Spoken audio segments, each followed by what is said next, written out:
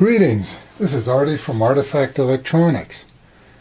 In today's episode, I'll be talking about my methodology for replacing surface mount parts, specifically larger parts. What we're going to do today is replace an MCU, which is in a TQFP48 package. And the reason we're doing this is here is an example of our very own, the Lamplighter Eurorack synthesizer module. And this module has completely gone dead. You apply power to it, it's supposed to light up, show itself, and the center row of LEDs is supposed to be lit, but it doesn't.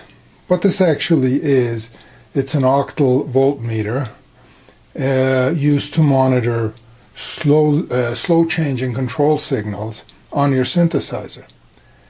But I've done some preliminary detective work on this. I tried to reprogram the processor flash, and the programmer would not recognize the processor at all.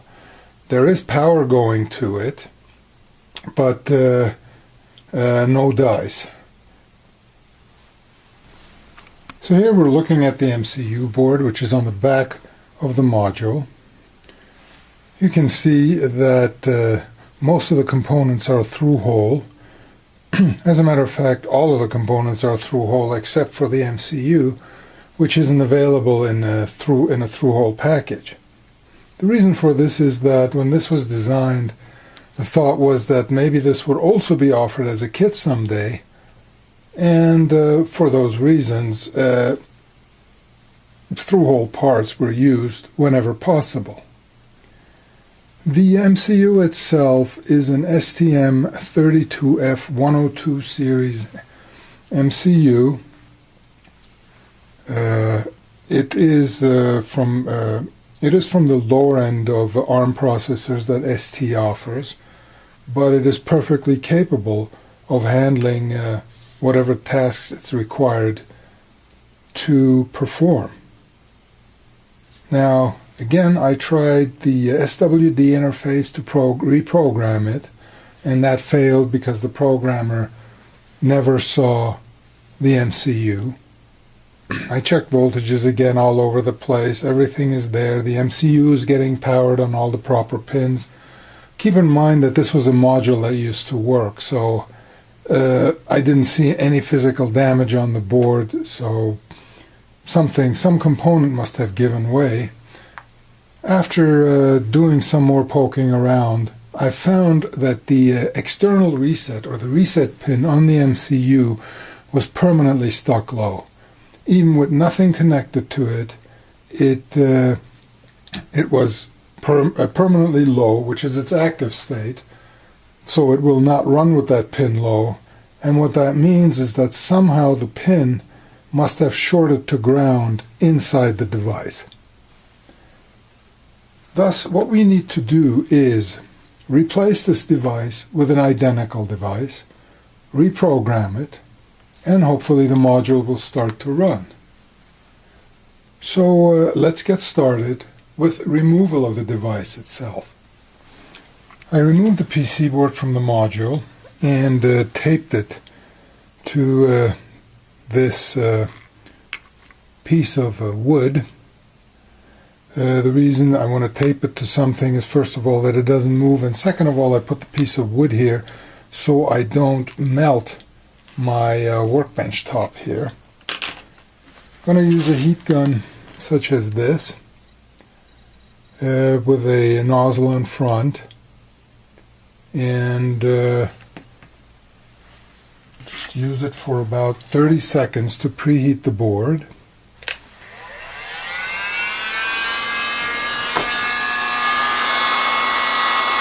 We stay a few inches off the board and keep the nozzle moving.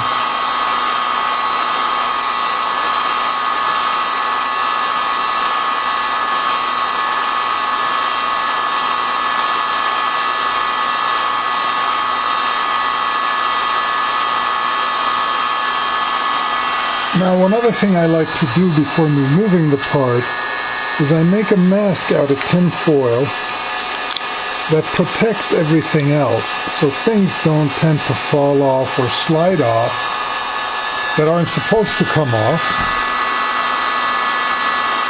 And then continue heating the pins until I can hopefully pull off the chip.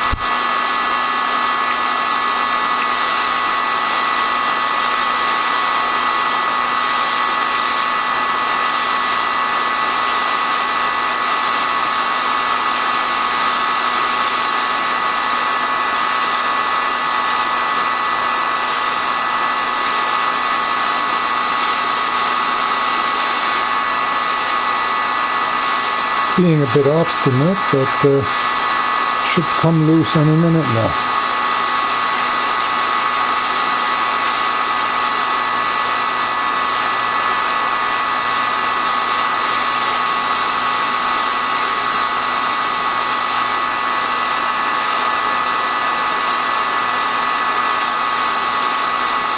And there we go.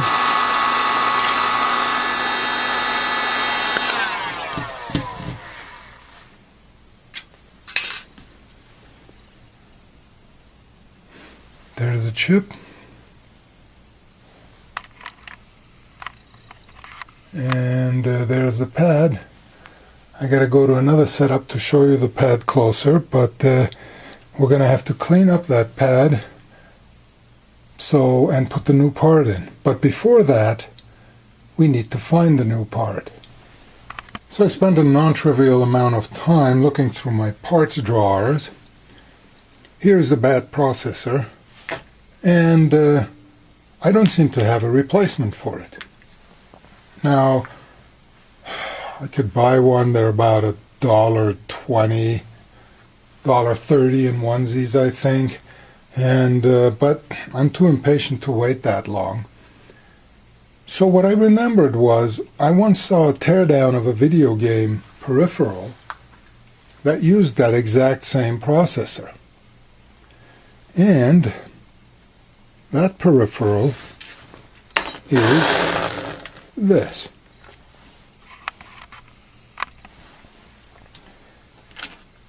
This particular peripheral, I picked this up at a garage sale a while ago for I think $1 or $2. And I've watched some teardowns of this on YouTube. And when you stop the teardowns and you look at the parts closely, I saw that it uses the same MCU. So let's see if we can take this apart and see if it does have the proper processor in it. So this case has no screws. It's obviously fit together with a bunch of tabs. Now, the top and bottom are... You can open a gap between the two. So let's go in and see if some levering action can open this up for us.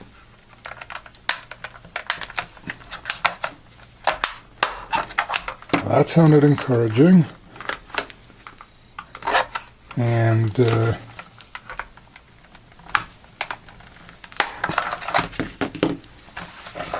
so we've opened up something. Ow. I guess there are more tabs.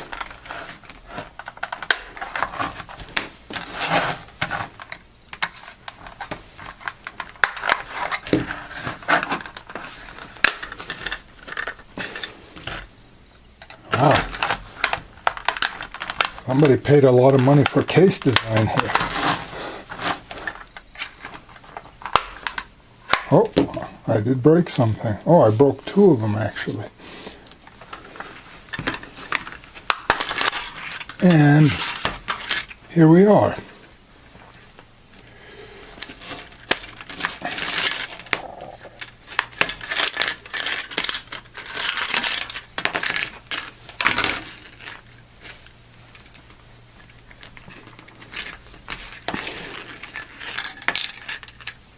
So having a close look at this, and we'll see that in the next scene, but it is the same processor. So let's go ahead and remove this one and use this as the replacement part I was looking for.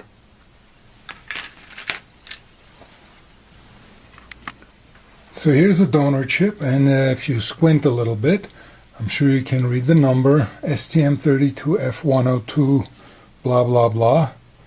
And if we take the newly removed chip from the Lamplighter over here, and we can see that's also an STM32F 102, blah blah blah. Same chip, different date codes, but we do have a donor here. So let's get going and remove this guy. And the fun continues.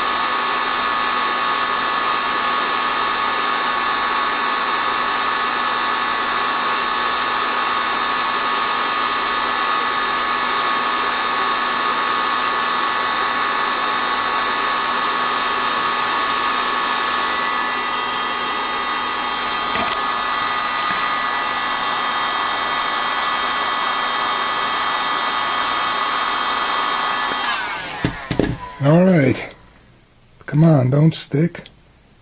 There. We now remove the organ, the donor organ, and now we'll proceed to installing it on the patient. So there's very little solder left. We'll do a pass to remove whatever's left, but we can see that there's a lot of no clean flux left. So the good thing for that is I don't feel like I have to reflux it again. There's enough flux to help me in removing the remainder of the solder here.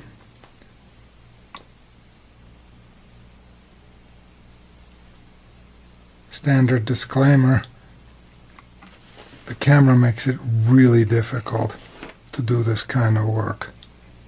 I mean, I'm clumsy, but generally I'm not this clumsy.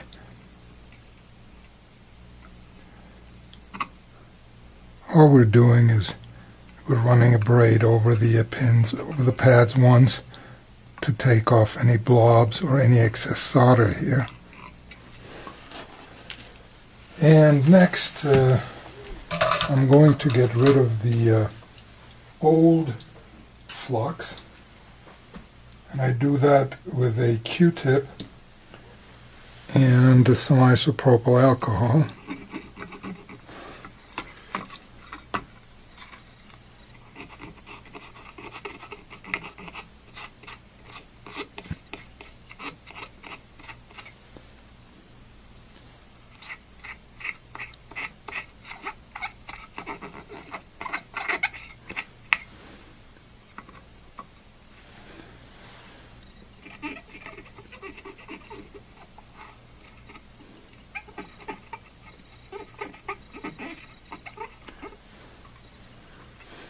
Now you can see a little bit of hazing there, and that's because I didn't use anything to pick up the the leftovers, but we'll do that after the chip is put in place, and then we'll give it another pass of washing it, and this time hopefully we'll get all of that hazing off too.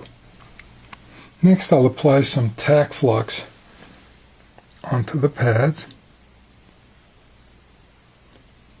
and the reason for Tack flux is gives a little bit of adhesion once you have the chip in place, so when you're starting to solder it, it doesn't start moving around. Overdid it a little bit with the flux, but that's okay. So in case you're interested, the flux I'm using is made by Chip Quick, It's called SMD291 Tack Flux No Clean for rework and reflow. Alright, time to place the MCU. Kind of plop it in the middle and then align it.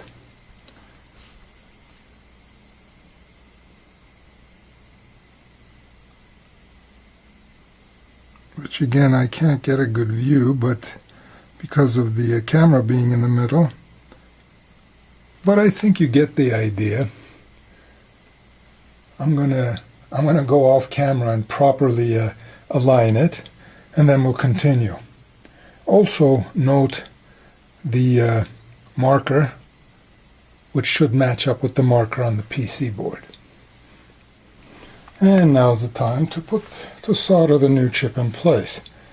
Now I aligned it, and the tack flux is going to kind of keep it in place, but it's not going to keep it in place if I hit any of the pins with the soldering iron. So what I do is I put a little bit of solder on the tip of the iron and then try to solder kitty corners just to hold it in place.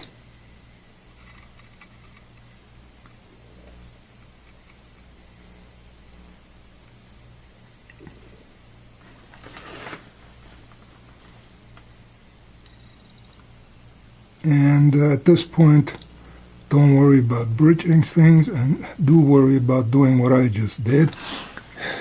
I just moved the chip. So, but fortunately it's only the two corners. So what I can do now is heat the two corners and align it properly. So I went in, removed the solder from the corners, aligned it, and re-tack soldered it. And so the chip is now firmly in place, i.e. shouldn't be able to move it. And when that is achieved, now we need to solder all of the pins. And again, don't worry about bridging pins at this point, because you're not going to be able to solder them one by one perfectly. But we'll take care of that in the next pass. So you can basically run the solder across the pins like this.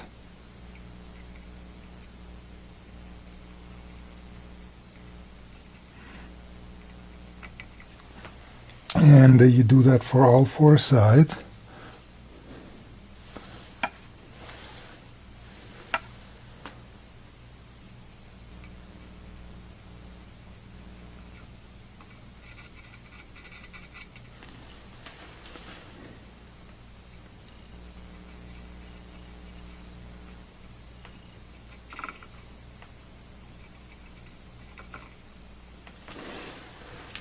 So now we have solder on all the pins. The next thing to do is clean the tip. And without any more solder, heat the pin to pad junctions with a single pass of the soldering iron to make sure that we're actually getting solder between the pins and the pads.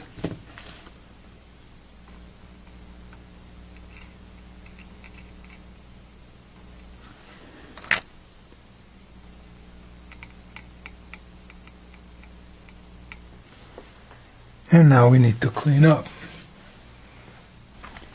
In the cleanup phase, we need to remove all of the excess solder that is bridging pins and pads and all sorts of things. The way to do that is to get some thin solder wick, place it on a row of pins, and run the soldering iron across.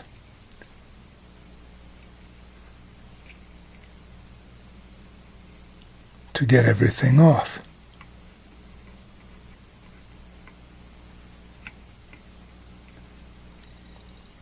Do not yank the wick when it gets stuck. Heat it up until it removes freely. Now we'll do that to all four sides and continue from there. This part is an iterative process. You need to remove the solder from any bridges you see, then closely observe with a magnifier and continue. Any pins that look suspicious, don't try to figure out what is suspicious, just go in there again with the desoldering braid and try to get anything out that's stuck in between pins. Now for cleanup, what I do is apply some of the isopropyl to it and use the cheapest paper towel you can find. You don't want the fluffy kind, you just want the cheapo kind, because that will absorb the dirt best. And using a brush,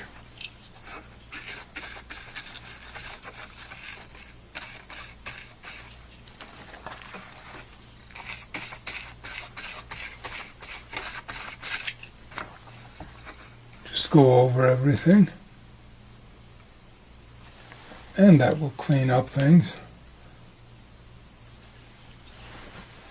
And now we come to the part that is kind of tedious, but it is necessary after hand soldering something like that.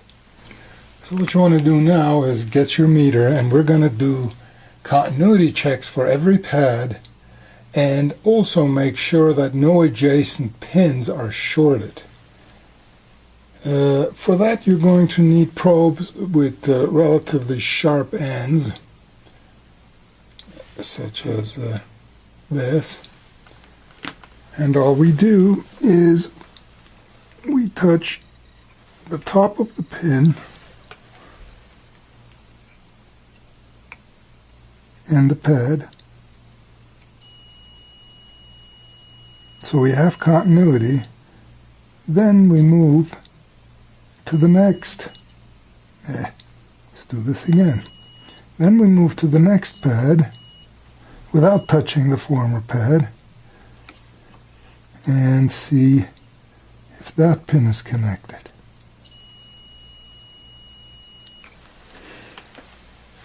And so on and so forth till we made it through all 48 pins. Any of them are not connected, reheat them.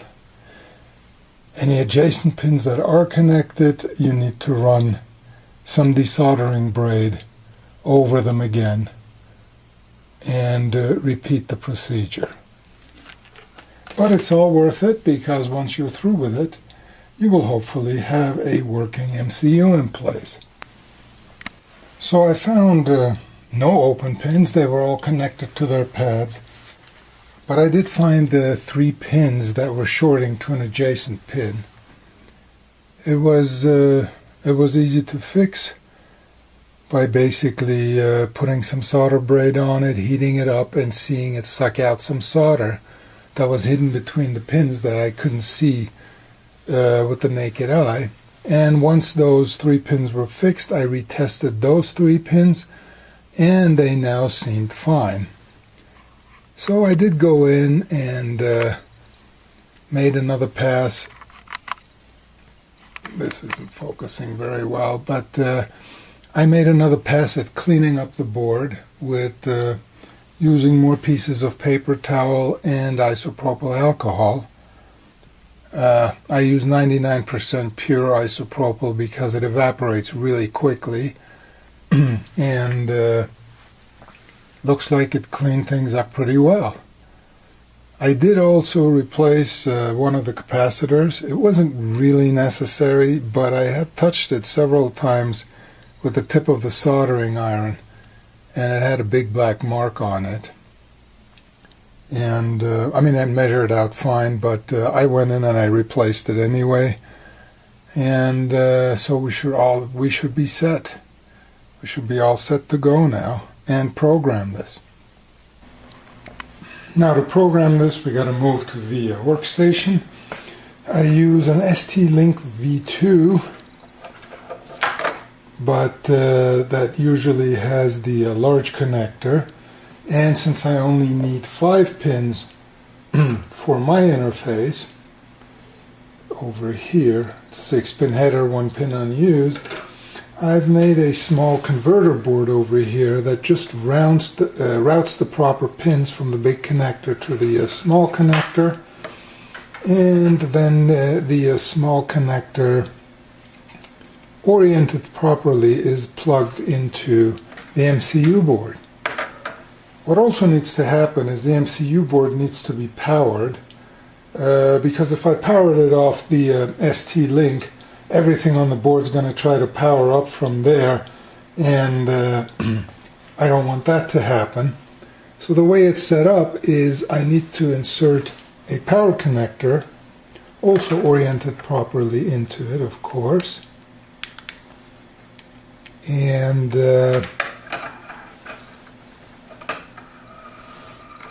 now turn it on, and now we should be ready to go. Alright, now we're ready to program it. I'm going to use the ST-Link utility, and let's make sure that we can connect to the target, which we can. So let's load the binary file and go ahead and program and verify it. Actually, what we should do first is erase the chip.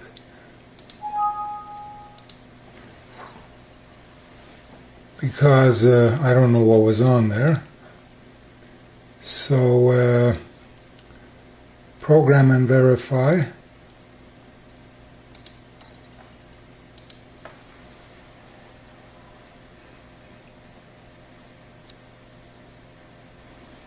And that was quick. And just to make sure, let's do a verify.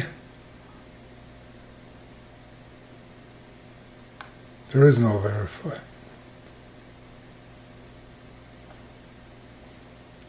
But we can do a compare.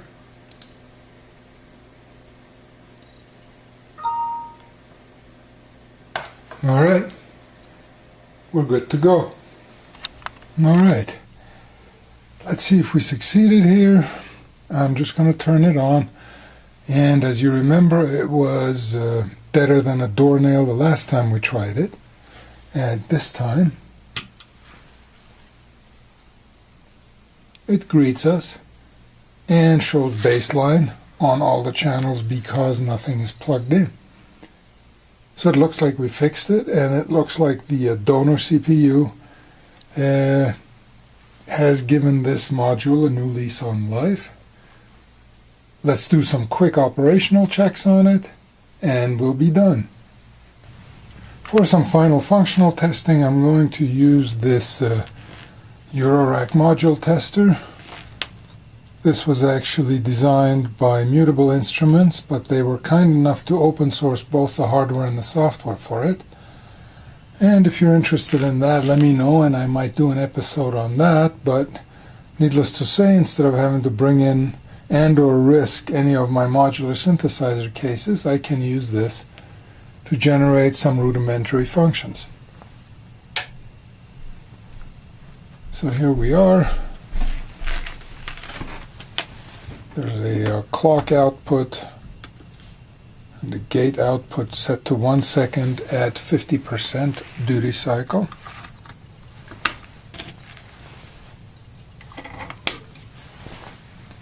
And that seems to be working.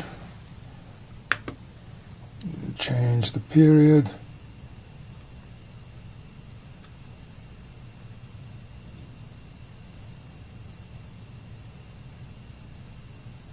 So that works.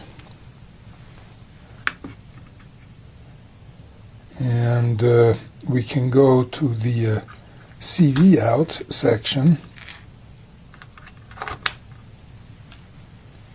and you can see it's generating a bipolar triangle with a period of 1 second. And it's also doing a square. Ramp up, ramp down,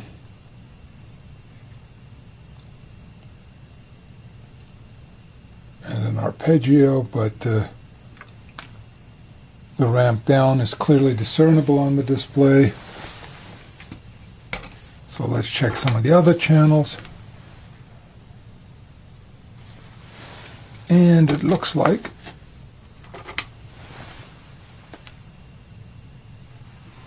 everything is working just like it should.